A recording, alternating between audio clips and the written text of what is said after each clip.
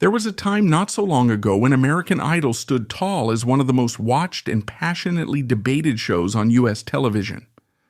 Born in a media landscape still dominated by network television, Idol seemed to capture a cherished democratic principle that anyone, from any background, might become a star by winning the hearts and votes of ordinary Americans.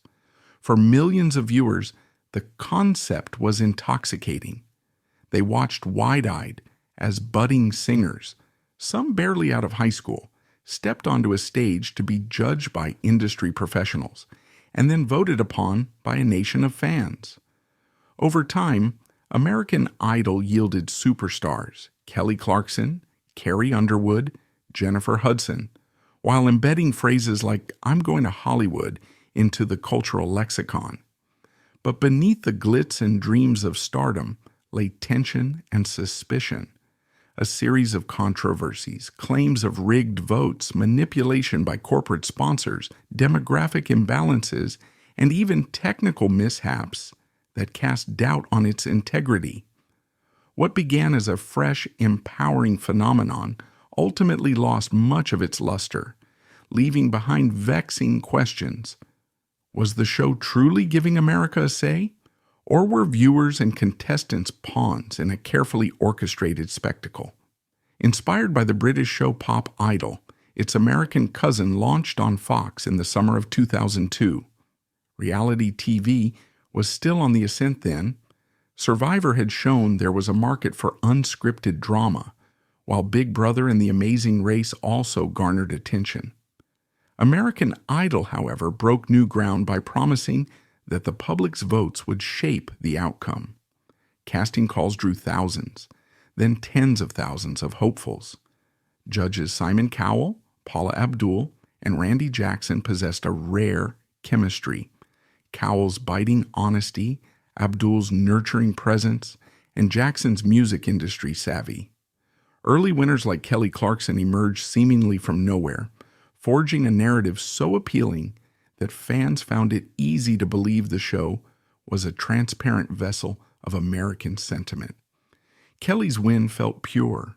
She was talented, relatable, and charismatic, providing no reason to suspect foul play. As each subsequent season rolled out, Idol soared higher. By season 5, it commanded an average of over 30 million viewers, an astonishing figure in a fragmented media environment. The show didn't just identify a single winner. It shaped pop culture by revealing personalities as varied as Clay Aiken, Ruben Studdard, Fantasia Barrino, and Jennifer Hudson. But with greater visibility came deeper scrutiny, and not all outcomes seemed to reflect popular sentiment. Jennifer Hudson, who would later win an Oscar and multiple Grammys, was eliminated relatively early in season 3, an outcome that shocked viewers aware of her prodigious talent. Though her exit wasn't attributed to any confirmed wrongdoing, it cast the first shadows of doubt. If true brilliance could be snuffed out early, what forces shaped these results? At its core, American Idol claimed to be a meritocracy. Judges filtered out weaker contestants at the auditions. Then, America took over to decide each week who stayed. But the show's producers never disclosed official vote counts or offered third-party audits. Results were announced without showing how close the race was, leaving viewers in the dark. Most accepted this as part of the format's suspense. Yet, over time, the absence of verified vote totals allowed rumors to fester. Was there a reason no independent auditor came forward to confirm the tally's integrity? If everything was honest and above board, why the secrecy?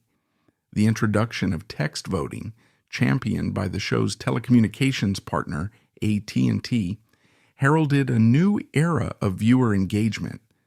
By the mid-2000s, texting had become a cultural phenomenon. Teenagers and young adults found it easier to punch out multiple votes via cell phone than to redial a phone line repeatedly. This technological shift brought new vulnerabilities. While telephone calls could only be made one at a time, text voting allowed an avid fan to send multiple votes rapidly, especially if guided by certain power texting techniques. Early on, casual jokes circulated that if fans banded together and spammed votes for weaker contestants, they could tilt the results, but these jokes became reality. The show's first major scandal involving vote manipulation surfaced in Season 8, widely known as Textgate. The Season 8 finale was a dramatic showdown. Chris Allen, a likable, low-key musician from Arkansas with a gentle stage presence, squared off against Adam Lambert, a flamboyantly gifted vocalist with a theatrical flair and near-flawless vocal control. Throughout the season, Lambert mesmerized audiences and earned rave reviews from judges who rarely found fault in his performances. He wasn't just good, he seemed destined to win. When Chris Allen triumphed instead, many were stunned. While Allen was undeniably talented, the disparity in perceived star quality raised suspicion. In the days following the finale, reports emerged that AT&T employees had attended pro-Chris Allen watch parties in Arkansas. At these gatherings, they showed fans how to use demo phones to send power texts, enabling them to cast multiple votes with the press of a single button. One attendee admitted to voting over 10,000 times. AT&T confirmed some employees had engaged in such behavior, but insisted it couldn't have changed the overall outcome. Fox and the producers likewise stood by the final result. Yet the damage was done. Many Lambert supporters felt cheated, and trust in American Idol eroded. Fans asked themselves how a few zealous employees and a handful of power texters might tip the scales in a close race. Even if their influence was minimal, the mere existence of such manipulation shattered the illusion of a pristine, crowd-determined verdict. But suspicion was not confined to Textgate. Earlier seasons faced quieter controversies. For instance, some episodes displayed incorrect phone numbers for certain contestants, prompting millions of misdirected votes. Producers tried to fix these errors by repeating the vote or adjusting methods. But each technical snafu chipped away at the perception of reliability. Another bizarre incident involved a sex hotline, holding a short code similar to a contestant's text number, causing some fans to inadvertently send their support to a phone sex service. Though these incidents might have been honest mistakes, cumulatively they seeded doubt about the show's logistical competence and the sanctity of its voting system. Then there was Vote for the Worst. This online community rose to prominence by urging viewers to keep the weakest contestants afloat, effectively mocking the show's claim that talent rose to the top. The most famous beneficiary of this movement was Sanjaya Malakar in Season 6. While not a bad singer, Sanjaya lacked the polish and range typically required of an idol contender. Yet he lingered week after week, infuriating traditionalists who wanted meritocracy and delighting pranksters who relished the show's discomfort, although producers never admitted vote for the worst influenced actual results. The phenomenon highlighted that with enough organizing power, perhaps a fraction of the audience, one could sway outcomes or at least force bizarre underdog narratives. Howard Stern mentioned the website on his show, giving it massive exposure and ensuring that the troll movement gained momentum. If the public could so easily rally behind a mediocrity, then American Idol's results felt less like a pure reflection of talent and more like an unruly popularity contest. On top of vote manipulation concerns and sabotage attempts, American Idol's winner pattern from 2007 to 2012, the era of white guys with guitars, WGUG, raised eyebrows. During these 5 consecutive seasons, every winner fit a near-identical demographic and stylistic profile. Amiable young white men who strummed guitars and performed pleasant, if unadventurous, songs. Fans and journalists began to call the competition's outcomes predictable and formulaic. Some suggested covert producer favoritism, or at least subtle narrative pushing. Perhaps camera work and editing favored certain contestants, building them up as relatable heartthrobs and overshadowing more daring talents. The show's producers explained that the key voting bloc might be suburban mothers and teenage girls inclined to support safe, attractive male performers. While this explanation might be truthful, it again emphasized that American Idol was as much about courting a specific demographic as about elevating the best vocalist. This WGWG streak coincided with plummeting ratings, suggesting that predictability and perceived bias eroded viewer interest. Meanwhile, even outside controversies and demographic quirks, the show struggled with the ephemeral nature of fame. Many winners failed to achieve lasting commercial success, while several runners-up and eliminated contestants later soared to bigger careers. Chris Daughtry finished fourth, yet sold over 21 million records, far eclipsing some winners. Tori Kelly didn't make it past the second round but became a multi-platinum artist. Adam Lambert, though losing to Chris Allen, joined Queen as their frontman. These outcomes prove that the Idol coronation wasn't destiny. The best talents often thrived post-show, charting their own courses. Paradoxically, this suggests that even if voting were manipulated or flawed, it mattered less in the long run. True artistry would find a path to success regardless. By the time social media and streaming reshaped the entertainment landscape, American Idol faced a formidable new challenge. Younger viewers turned to YouTube and TikTok, discovering new talent independently and bypassing the show's carefully managed pipeline. They no longer needed weekly broadcasts to find their musical heroes. Simultaneously, cynicism about reality TV's behind-the-scenes meddling grew. Audiences became savvy, understanding that narrative arcs on these shows were often crafted for emotional impact rather than reflecting pure viewer choice. The absence of detailed voting records and an official auditing entity left a void of credibility that rumors and controversies rushed to fill. By the early 2010s, its average viewership had dropped drastically from the early peak of over 30 million to around 11 million or fewer, continuing to decline each season. Even a change in judging panels, introducing big names like Jennifer Lopez, Steven Tyler, Nicki Minaj, or Mariah Carey, could not reverse the downward trend. As ratings sank, so did the show's cultural clout. The network concluded its initial run in 2016, billing season 15 as the farewell season. In 2018, ABC revived the franchise, hoping a new crop of judges and a more transparent style might restore faith. Judges Lionel Richie, Katy Perry, and Luke Bryan promised a more authentic and less manipulative environment. The revival made small improvements, but it never fully recreated the early era's magic.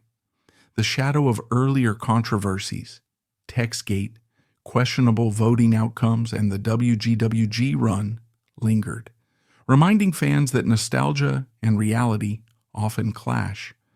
By now, viewers understood that no large-scale reality competition is entirely pure.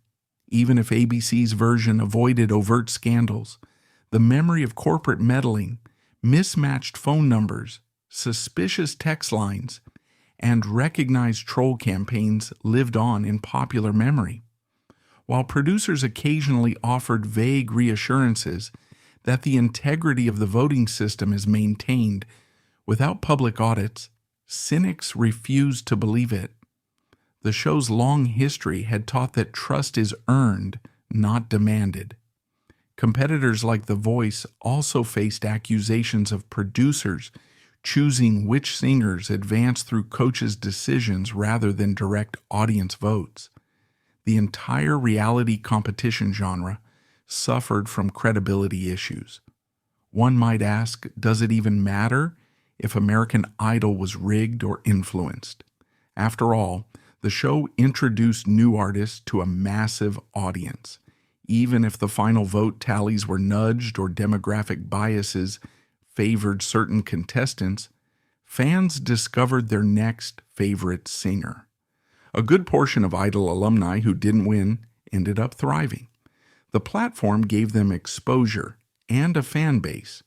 While fairness matters, perhaps the larger purpose, entertainment and discovery, was served. On the other hand, Idol sold itself as a uniquely democratic process, promising that America held the power. If that promise was never fully honored, then its legacy stands diminished. Over time, American Idol introduced online voting, hoping to distribute votes more evenly and reduce manipulation. They also tried to discourage block voting by changing the structure of episodes or limiting the number of votes per device. Yet many solutions were half measures.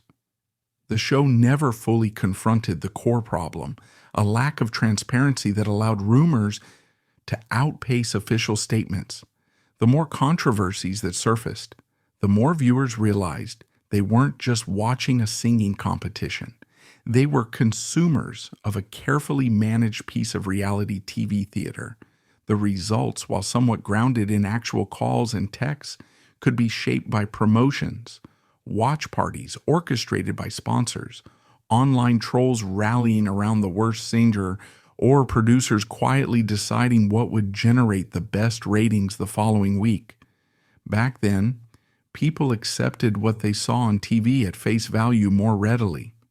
As the 2010s ushered in a more skeptical audience, we see that the success and downfall of American Idol mirrored changes in how we consume media.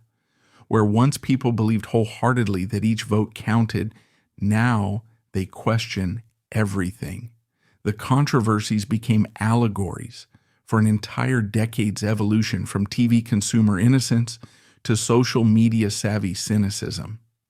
By the time new reboots or spin-offs were considered, the public had learned a vital lesson. Reality TV is rarely as raw and unfiltered as it claims. The Voice, X Factor, and various talent-based competitions all learned from American Idol's missteps. They tried to refine their voting methods, emphasize blind auditions, as in The Voice, or introduce more transparent scoring mechanisms. Yet none have managed to stay completely above suspicion, because once trust is eroded in a particular format, suspicion lingers. Whenever a fan favorite loses unexpectedly, conspiracy theories flourish. The legacy of American Idol's controversies transcends the show itself, casting doubt on the genre and making fans savvier and more jaded viewers. In the final analysis, American Idol's saga teaches us that massive popularity and cultural impact do not guarantee integrity. A show that began with noble promises, finding raw talent, and elevating them through purely democratic votes, ended up being associated with rigged votes, manipulated texting techniques, and suspicious patterns of winners. This tension between ideal and reality might be the show's true legacy. Fans still remember Kelly Clarkson's powerful voice that first season, Carrie Underwood's meteoric rise, and Jennifer Hudson's shocking elimination. They recall Adam Lambert's near-perfect vocals overshadowed by questionable final tallies, and Chris Allen's well-intentioned but suspicious victory overshadowed by Textgate. They remember the trifling absurdities of sex hotline text misdirects, the accidental number mix-ups that voided millions of votes, the perplexing WGWG phenomenon, and the cunning antics of vote for the worst. Most importantly, they remember that American Idol never once revealed the exact number of votes each contestant received, leaving that data locked away and leaving the public to guess and surmise, to trust or distrust. Some might conclude the show was no more fraudulent than any other reality competition, just unlucky enough to have its errors publicly exposed. Others might feel betrayed, wishing they hadn't invested emotions in a process that could have been guided by hidden interests. Still others might argue that, rigged or not, American Idol introduced them to favorite artists and songs that enrich their lives, so the rest is irrelevant. Yet the existence of these controversies reshapes how we understand cultural phenomena. We see that what was once the pinnacle of viewer engagement was, at least partially, smoke and mirrors. It also says something about human nature. We crave authenticity and fairness, but we're drawn to spectacle. When the spectacle falters and cracks appear, disillusion sets in swiftly. The decline in American Idol's ratings and influence mirrors how swiftly public goodwill can vanish. American Idol provided the public a sense of participation in the star-making process, a comforting illusion that anyone's text or call could tip the balance. But as soon as that illusion was questioned by stories of AT&T employees power texting thousands of votes, or a website campaigning to keep the worst singer alive, the integrity of the process crumbled. The show's creators might have believed they could manage controversies quietly, but reality proved otherwise. Once suspicion took hold, no reassurance seemed enough. No internal promise of fairness sounded convincing.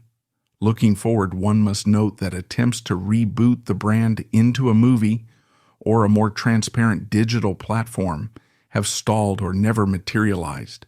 By the time ABC revived the show, the cultural moment had passed and the concept no longer seemed as fresh or revolutionary. The controversies and the public's learned skepticism ensured that a simple promise of America's vote no longer enthralled as it once did. Modern viewers want receipts, data, and authenticity proven, not just claimed. Thus, the lasting lesson is bittersweet. American Idol changed television history and made the quest for stardom a participatory sport. But it never overcame the hidden manipulations, demographic skews, and alleged rigging that plagued its reputation. Even now, when people reflect on the show, they recall not only the great voices and heartfelt performances, but also the controversies that chipped away at its credibility. In a world full of streaming services and direct artist-to-fan connections, perhaps we no longer need a show like American Idol to pick our next star. The star can emerge on Spotify, YouTube, or TikTok, bypassing middlemen and suspicious vote counts entirely. If anything, the American Idol journey stands as a monumental case study in the complexities of producing a mass participation reality show. It's a cautionary tale for future producers. If you invite the public's trust, maintain transparency or risk eroding your brand's integrity. If you rely on corporate sponsors to build your voting infrastructure, ensure they never take liberties that cast doubt on the final outcome. If you bank on a predictable demographic year after year, expect boredom and backlash. And if controversies arise, address them openly before they metastasize into cynicism. And so the legend of American Idol will always be double-sided. On one hand, a pioneering series that discovered raw talent and gave the public a sense of involvement. On the other, a flawed experiment in managed democracy that revealed the pitfalls of secrecy and subtle manipulation. Its controversies live on as ghost stories told by those who remember a time when America believed their calls and texts alone could crown a champion. Today, wiser and warier, we reflect on that era with mixed feelings, appreciation for the incredible talents it unearthed, and skepticism about the system that claimed to let us choose them.